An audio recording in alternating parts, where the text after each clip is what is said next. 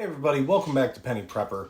Today's video, we're going to be discussing heat emergencies and or summer type emergencies. Before we get started today, I'm going to ask that you like the video, subscribe, and hit the notification bell and share with anybody that you think might like the video. As you can tell, I've been diving into a few more different things lately as far as going live and trying out some other techniques for my videos. So if you like what you see, please subscribe.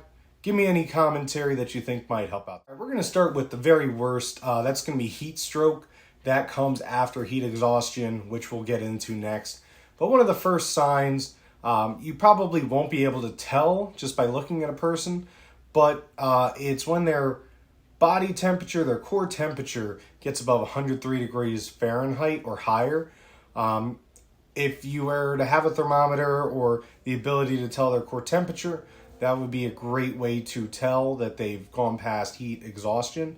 Also, it's characterized by hot, red, dry, or damp skin. So maybe they were perspiring, sweating a lot, and now they started to not sweat as much.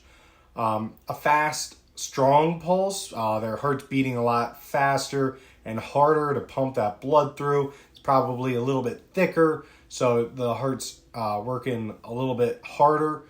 Also, they're going to complain of headaches, dizziness, confusion, and possibly even losing consciousness, passing out, or the worst result possible, which is getting past that and succumbing to the sick. Treating heat stroke, that's going to be fairly simple in a way, but at the same time, if you're out away from civilization, maybe not so easy.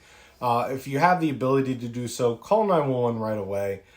Heat stroke is an extreme emergency, and you only have about 30 minutes after the onset of it to actually try to prevent cellular damage, neurological, or even brain damage. First thing you need to do is move the person into a cool place, or if they have a lot of layers on, remove that. If they have a backpack on, take it off. Basically, strip them of anything that would be retaining that heat. Then what you want to do is try to cool them down as quickly and as efficiently as possible. If you have ice, put that in damp cloth. Put that on their body. Don't put the ice directly on their body. And try to, if you don't have access to ice, damp towels or damp cloth. Put that on the body to get the cooling process started. I know it says not to give people things to drink. I believe that the main reason for that may be in the fact that if they are having confusion or trouble understanding what's going on, or maybe having neurological issues, they very well could try to drink it, inhale it, and probably have issues with it going into their lungs or down the wrong pipe, as you might have heard. But trying to cool them down as quickly and effectively, efficiently as possible to get their core body temperature lower. And then, like I said, if you can get them to a cool area while you're waiting on EMS or a medical professional, do that. If you are in the prepping sense or away from civilization, just do your best to get them as cool as possible so then their core temperature drops and they are not in that danger zone anymore. Moving on, we're going to get to the step right before heat stroke. That's going to be heat exhaustion. I'm sure most of the population, especially anybody watching these videos, has experienced heat exhaustion. That is characterized by heavy sweating, cold, pale, clammy skin, a fast, weak pulse, nausea, vomiting, muscle cramps, tiredness or weakness, dizziness, headache, fainting, passing out. Obviously, a lot of those can be characterized in the heat stroke as well. I believe dizziness, headache, those will lead into heat stroke. But really, this is a problem because when you start experiencing heat exhaustion, you're pushing yourself typically, and when you start to get confused, is where you can really get into that next level. You're just thinking, I just got to make it a little bit further. Your body's all discombobulated, and before you know it, you're not thinking about getting water. You just sort of pass out. That's where the heat stroke takes effect, and that's when it becomes an emergency. But the real treatment for heat exhaustion is going to be a lot of the same things as heat stroke. You're going to want to move them to a cooler place, loosen their clothing. I'm not saying they need to strip completely naked, but maybe if they have a hoodie on, taking that off, and if they have a t-shirt, doing one of these numbers, putting cool wet clothing on the body. Again, same as the heat stroke, maybe getting some damp cloth, putting it on them, and sipping water. It does say sipping water a lot of times because if they, again, are confused or maybe not sure what's going on, you want to make sure that the sips, if they're not gulping water, they're not ingesting a large amount and maybe having it enter their lungs instead, and then it becomes another issue. But also, get medical help right away, either way, or at least have it ready because it can really cause other issues or lead into heat stroke. Also, if they start throwing up or the symptoms start to get worse instead of better, or the symptoms just don't seem to go away, you definitely want to seek medical attention either way, whether that's sending somebody to go get help or having them stay there and waiting for emergency services to arrive. This is not so much an emergency as much as just sucks. So that's going to be heat cramps. One of the things that you're going to want to try to utilize to get rid of these is, first of all, make sure that you are ready for whatever exercise you're doing. Make sure you're pre-hydrated, and you, if you can, try to do sort of stretches.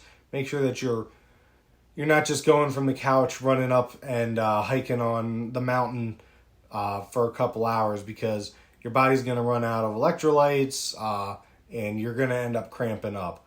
Also, eating stuff like bananas or things higher in salt, that will help you prevent cramping. Try to stay away from sugary drinks. I believe I already said that. But yeah, that's the best way to do it. And if you do start cramping up, try to stop doing the physical activity, pull off to the side, and maybe do some stretches, rub the area, and just try to wait until the cramp is gone, and then continue. Don't just run right back into it, but slowly get back in. Before we go, is going to be dehydration.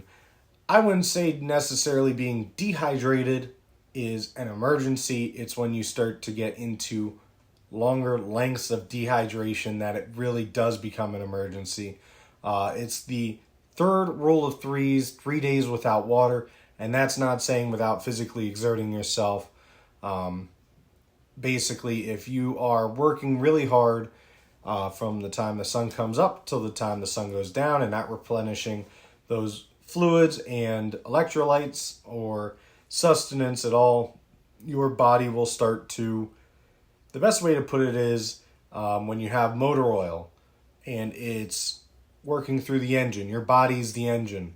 And as you're going, it needs water to lubricate everything and keep things moving smoothly. As you continue to burn that off and it becomes a little bit more viscous and it starts to bind up a little bit, it starts to seize, which means that things start to shut down, they're not operating properly, or they get blocked and gunked up. Same with water. Water is essential to your life. You're 70% water. So without the water, your cells are going to stop being able to function properly. Your heart won't be able to pump right. Your blood will start to thicken in a way, and eventually your life function will cease. So basically, dehydration, not an emergency if you haven't drank 8 ounce glasses of water a day. However, it can become an emergency if you haven't had any water in 8 days. Off there, because I can go on a tangent about dehydration, because that will lead. Just stay hydrated, have some electrolyte type beverages with you, especially if you know you're going out for a hike. Get some of those little Propel packets. Just put them in your water, especially if you run out of, or you're starting to get near the end of your hike, you're starting to feel it. Just dump some of those in there to help yourself out. But also one of the biggest things about dehydration is something called turgor. Basically, that is where your cells actually don't have enough fluid in them to really plump themselves up. So if you ever remember watching that episode of SpongeBob SquarePants where he goes into Sandy's air bubble, he doesn't have any water in him and he starts to shrivel up and, he needs it. Well, basically the same thing. Once your body starts to lose that, there's nothing pumping out those cells anymore and they don't have the ability to retain the water.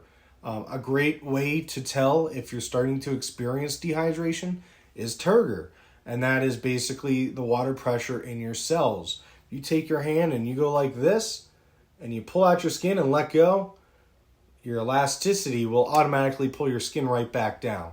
You'll probably see this a lot of times with the elderly. If you were to go up to them and pull their skin, obviously not too hard, pull their skin up like that and let go, it's not going to snap back like that. Sometimes it's because their skin may not be completely hydrated. They may not have drank all the water that they need, but essentially that is the best example of it if you ever get the chance. I was really hoping to make this a quicker than normal video, especially because how much can you really go over on making sure that you stay hydrated and just being smart with your water consumption. Most of the people watching this will already know that. So if there's anything you would like to see in the upcoming videos, lives, or anything, please drop a comment, let me know, and stay safe, stay prepared.